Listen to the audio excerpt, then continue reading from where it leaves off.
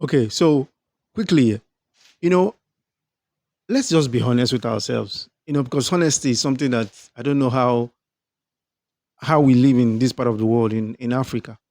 Can we just be honest for once? Let's just be honest. You know, whenever I see streets named after Nigeria's past president, I get really confused. But I wonder, what are we celebrating? For example, I see a street named after Ibrahim Badamosi Babangida Way. How? I see a road named after Olu Obasanjo Way. How? What are we celebrating in Africa? Because I really don't get it. Muhammad Buhari Way. How? Muhammad Abacha Way. How? Because let me just summarize what I'm trying to say without spending too much of your time. Firstly, somebody like if he was in Europe or in a civilized climate, let's say in America or China or Singapore, that these people ruled, they were past president, they will all be in jail. None of them will be walking the street today. Bangladesh, India, they will be in jail. South Africa, these leaders that you're naming streets after, they will all be in jail. Okay, look at Babangida. Why are you naming street after Babangida? The man who annulled the most freest and fairest election and threw the opponents in jail is the man you're naming streets after. The man who introduced structural adjustment program that degraded the naira and degraded the economy of the country to is one of the to reduce Nigeria to one of the poorest countries is the man you're honoring. On what basis are we giving naming roads after Mohammed Babangida? Look at the one that followed him, Shoneko. Look at what's his name, Olusegun Obasanjo. Why you what under Olusegun Obasanjo? A sitting governor was kidnapped and he did nothing. In fact, the people that kidnapped the governor, the Uba brothers, allegedly, that kidnapped the brother, that kidnapped the governor, Andy Uba, the junior brother or the senior brother to Andy Uba, was fingered in that kidnapping. And yet, that Andy Uba was working for Obasanjo. The same Obasanjo that wanted to rule Nigeria forever, that tried to get that term. Have we forgotten? It's the same Obasanjo, under his administration, $17 billion was allegedly missing. The money that was appropriated for the electrification of Nigeria. Does Nigeria have electricity today? Where is that 17 billion? Nobody is asking. Instead, we're naming streets after him. Do you think if he was in Singapore, Obasanjo would be walking the streets, coming to events, and they're honoring him? Hey, Baba, he's dancing, and he comes to events, he's doing book launch. He will be in jail. At least he will be tried in a competent law where the judiciary is functional. And he will have to explain to Nigerians what happened to the 17 billion. At the point, they said it's not 17 billion, that is 12 billion. Whether it's 12 billion, whether it's 17 billion, whether it's 1 billion or 700 million, he has to account for it. Okay, let's look at Musa Yar'Adua. Musa Yar'Adua was the only one because he didn't rule for long. So I remember him for what he did. He recognized that the election that brought him to power was flawed, and that's what led to the wise commission and the wise report, if I'm correct. So for that singular act alone, I applaud him. Please, a round of applause. A round of applause. A round of applause for Musa Yar'Adua. Thank you, thank you. Round of applause. Then let's talk about Jonathan. Jonathan was, in my opinion, with all due respect to his person and his, Jonathan was a Jonathan did nothing for Nigeria. Most people call him a weakling who didn't stand for anything and who stood for everything. Under Jonathan, Diziani, his minister of petroleum, was fingered for several millions of dollars. I heard a story where her phone that she bought, $4 million phone that she bought. I'm not sure how true that story. But Diziani, he's minister of petroleum. His wife had a court case. The case, I don't know what happened to that case. $20 million was what was in dispute. What am I saying?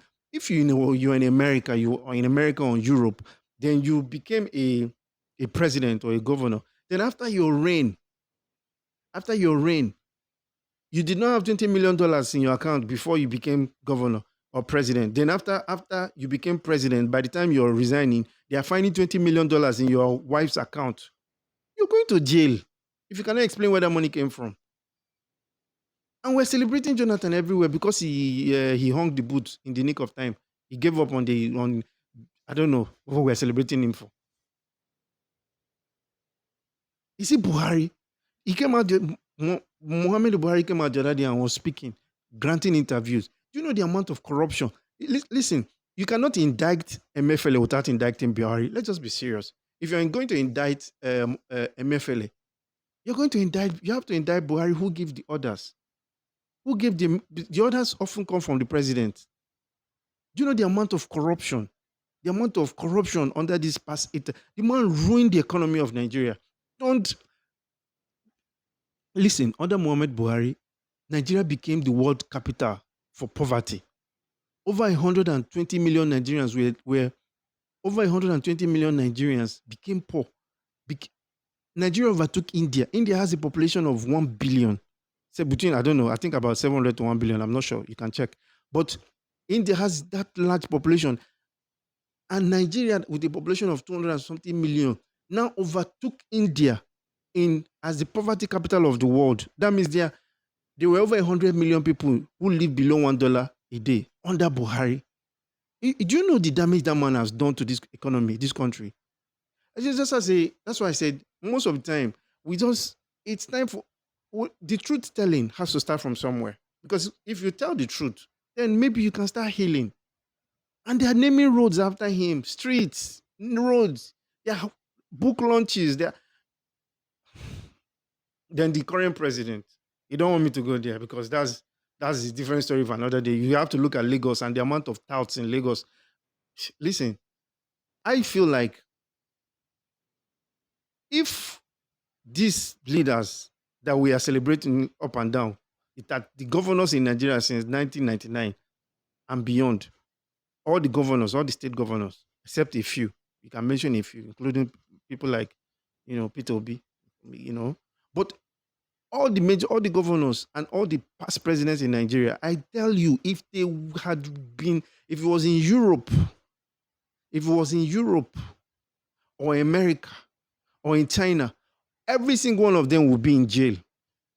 Every single one. None of them will be working free because they will not be able to account.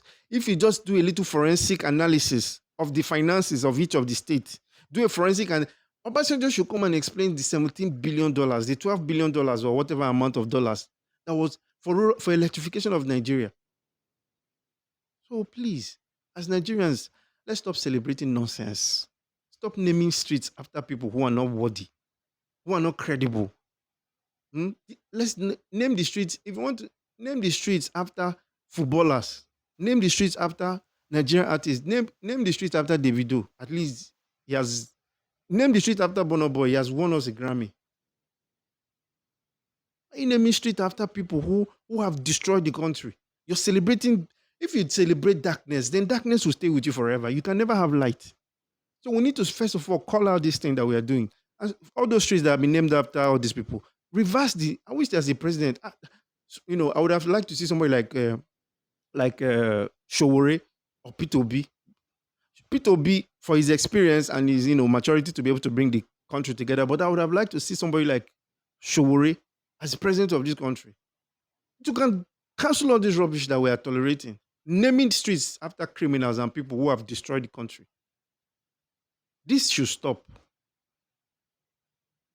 Thanks for watching. Subscribe, like, and share.